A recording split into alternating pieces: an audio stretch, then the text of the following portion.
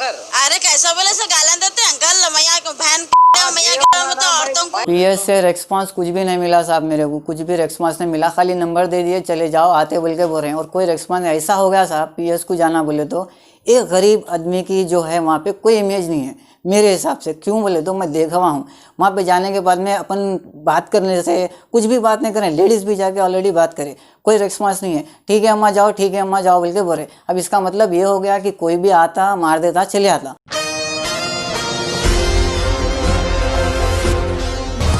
अस्सलाम वालेकुम नाजरीन, मैं Sheikh Anwar, Asian TV news में आप सबका इस्तकबाल है। आइए देखते हैं आज की अहम खबर। हैदराबाद के राजेंद्र नगर पुलिस स्टेशन हुदूद के हिमायत सागर में मकानदार के भाइयों ने किराएदार के घर में घुसकर उन्हें मारा और गाली गलौज की। मीडिया से बात करते हुए खदीर ने कहा कि वो कल ही घर में उतरे थे कि मकानदार के भाइयों ने रात में 3 बजे आकर उनके घर में हमला करते हुए मारपीट की और गाली गलौज की। खदीर का कहना है जब वो राजेंद्र नगर पुलिस स्टेशन में कंप्लेंट लिखाने गए तो राजेंद्र नगर पुलिस स्टेशन में कुछ रिस्पांस नहीं दिया गया। उन्होंने हुकूमत तेलंगाना और तेलंगाना फ्रेंडली पुलिस से उन्हें इंसाफ दिलाने की अपील की। पहले ही गरीब लोग कोविड-19 की वजह से और लॉकडाउन और बारिश व सैलाब की वजह से परेशान है। मकानदार अगर उन्हें ऐसा और परेशान करेंगे तो इन गरीब अवाम का क्या होगा। आइए सुनते हैं आगे की तफसीलात उन्हीं की जुबानी। हर अहम खबर से जुड़े रहने के लिए हमारे एशियन टीवी न्यूज चैनल को यूट्यूब पर सब्सक्राइब करिए, फेसबुक, इंस्टाग्राम, ट्विटर पर फॉलो करिए और शेयर करिए। Bureau report, Asian TV news.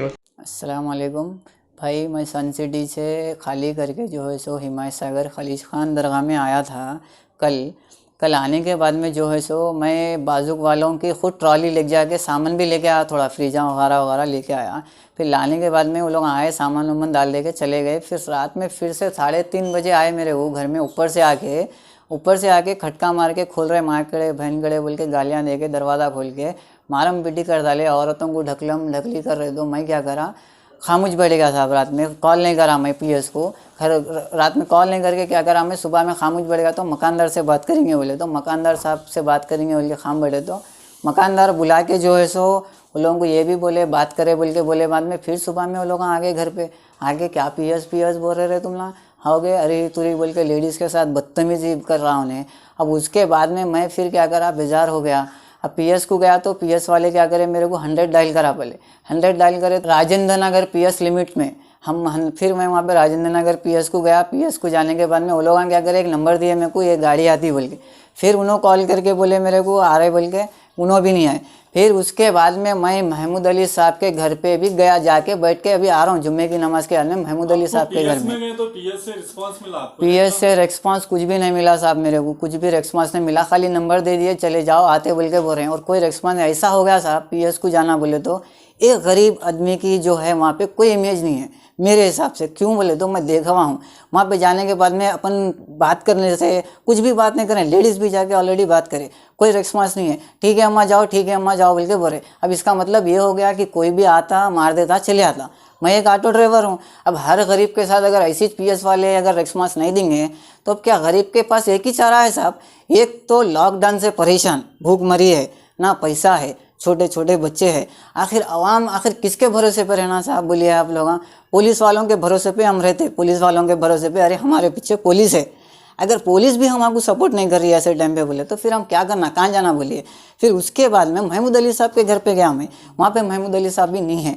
फिर अब मैं अपील कर रहा हूँ रच्चा गुंटा हमारे पुलिस कमिश्नर साहब से कि मोहन भागवत साहब से कि आप हमारे साथ इंसाफ करिए साहब। और मेरे वैसे और भी कोई गरीब है वहाँ पे, वो जो यहाँ पे बहुत परेशानी में रह रहे हैं, यहाँ पे कुछ बोलते कि पूरे मिलके मार देते साहब। यहाँ पे ऐसा है कि कोई गरीब आदमी की इज्जत नहीं है। एक बात हो गई, हमारे केसीआर साहब बंगारू तेलंगाना बोले, बंगारू तेलंगाना में एक ऐसी हालत बन के रह गई है यहाँ पे कि औरत नाम की चीज़ की कोई इज्जत ही नहीं कर रहे हैं साहब।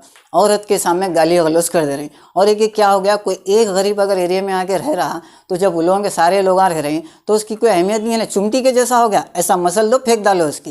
यानी कि इंसान की कोई अहमियत नहीं है, यानी कि सिर्फ पैसा है तो अहमियत है, गरीब की कोई अहमियत नहीं है। क्या मैं केसीआर साहब से पूछ रहा हूँ। और दूसरी बात हमारे असद साहब से पूछना चाह रहा हूँ मैं, आप देखिए, आप यहाँ पे हम तो मुसलमान हैं, आप बोलते सेफ़ है बोल के, कहाँ सेफ़ है बताइए आप मेरे को, कहाँ सेफ़ है बताइए। हम हमारे एरिया में हम सेफ़ नहीं है तो आप दूसरों की बात तो छोड़ो ही नको। हम यहाँ के रहते पर भी हालत में रह रहे हैं। हाँ, ऑलरेडी मेरा वोटर आईडी यहाँ का है, मैं प्योर तेलंगाना का हूँ, फिर भी मैं इतना परेशानी में हूँ। मेरे माँ और मेरे बहन और मेरे बच्चों को ढकला गया, फिर सुबह में आके गाली गलौज करा गया। दिन हुआ भैया वो मैं आके सिर्फ कल ही सुतरा, देखो साहब, मैं कल सामान लेके आया और ये 3:30 बजे किस्सा हुआ। सामान जमाने के वास्ते 2:30 बज गए। 2:30 बजे से 1:30 बजे तक 1.5 घंटे में वो लोग आके तुम ऊपर से झांके बोल के मारम पीटी कर दिए। मैं बोला भाई मैं आया जब भी आके बहुत से बहुत बोले तो 6 या 7 घंटे भी नहीं हुआ, उतनी देर में हम आएंगे गए को, झांकेंगे गए को। कभी बोल रही तुम आके खटका मारे, कभी बोल रही दरवाजा ढक ले, कभी बोल रही तुम भाग रहे तो देखे। मिलके मारे ये लोगों 4 जने 3 जने मिलके मारे और इनका नाम तो नहीं मालूम मेरे को। हमारे घर के पास हो गए, शब्बीर के वालिद साहब है ये, इतना तो मेरे को मालूम है। मैं भी नया शिफ्ट हुआ उधर, ऑलरेडी मैं इससे पहले रह के भी गया, वहाँ पे लोगों को मालूम है। हम किसी के साथ लड़े नहीं, किसी के साथ लड़ाई झगड़ा करे नहीं। अब मेरा मतलब ये है बोलने का कि पुलिस वाले भी जब हमारी बात नहीं सुन रहे, हाँ, हम हमारी हमदर्दी में हम सोचे अब आखिरी मोमेंट था हमारे को मीडिया। अब हम सोच रहे थे मीडिया की आवाज़ ज़रिए से हमारी आवाज़ को हम हमारे कमिश्नर साहब और असद साहब और हमारे केसीआर साहब तक पहुंचाना, बस ये हमारी। हाँ, उसके बाद में हमारे जो घर के ओनर है उन्होंने फ़ोन करके बोल रहे हैं अगर से पीएस को जा रहे हैं आप लोग तो आप लोग घर खाली कर देना, 1 घंटे में सामान फेंक डालता हूँ ले आके। कौन होना वो हमारे ओनर को जो है सो उनके भैया कहते हैं, वो लोग सगे भैया कहते हैं, वो लोगों का क्या मैटर है हमारे को नहीं मालूम। तो मसला ये है बोलने का कि उनकी लड़ाई होंगी, जो भी होगा वो लोगों का आपसी मसला था। अब हम तो किराए से उतरे वहाँ पे, अब हमारे ओनर साहब फ़ोन करके ऐसे धमकी भरे अंदाज में बोल रहे हैं, मेरे हमारे सास के फ़ोन पे करके बोल रहे हैं अरे तुम पीएसयू गई कहीं को जी, मैं समझा रहा था ना। बोले तो मैं बोला, और हमारे ओनर साहब भी जो है सो फ़ोन करके हमारे सास फ़ोन करके बोल रहे तुम पीएस को नको जाओ, बोला ना मैं समझा दिया ना मैं, अगर पीएस को गए तो आप लोग घर खाली कर दो बोल के बोल रहे, या नहीं तो आपस में बात कर ले करो। मैं बोल रहा हूँ अगर ऐसा आके मार के जाएंगे हमारे को कोई भरोसा नहीं है। अब होना है तो मेरे पास उनकी रिकॉर्डिंग भी आप सुन सकते हैं, देखिए हमारे साथ। आप लोग पुलिस स्टेशनों को मत जाओ, खामोश हो जाओ बोल के बोला ना मैं। नहीं, मैं उनके हमारे दामाद भी उनके बहन चले गए थे तो मैं गई बुलाने को। सुनो मेरी बात, दामाद को नहीं जानता मैं, ना तुम्हारी बहन को जानता ना। आपसे मेरे को बात हुई, आप क्या करो, अगर नहीं सुन रहे तो आप किराया मैं एडवांस दे रहा हूँ, मैं खाली कर दो आज। अंकल तो जल्दी खाली करो बोले तब कहाँ से देखेंगे हम लोग आकर। मेरी सुन रहे नहीं आप लोग, किसकी नहीं सुन रहे तो क्या है आखिर। अरे कैसा बोले से गालन देते अंकल, मैया को बहन मैया तो औरतों को। मैं उसको डटाया हूँ यहाँ बुला के बातें कर रहा हूँ, उसके बावजूद भी फिर सब कई को तमाशे कर रहे तुम लोग। हाँ नहीं गए हम लोग, वापस आ रहे। हाँ बुला के अगर रहना चाह रहे मोहब्बत करो, नहीं रहे तो अभी एडवांस लेके खाली करो। क्यों मैं बोलते जा रहा हूँ तो पुलिस स्टेशन बोल रहे हैं तुम लोग। नहीं, आपके भाई चाह के गेट करने आके कैसे पीएस में देते जो बोल रहे हो। भाई मैं नहीं जानता भाई, आपको बोल रहा हूँ पुलिस स्टेशन नहीं जाना, खामोश रहो। तो आप ये रिकॉर्डिंग सुन लिए ना आप, ऐसा है इनका हिसाब।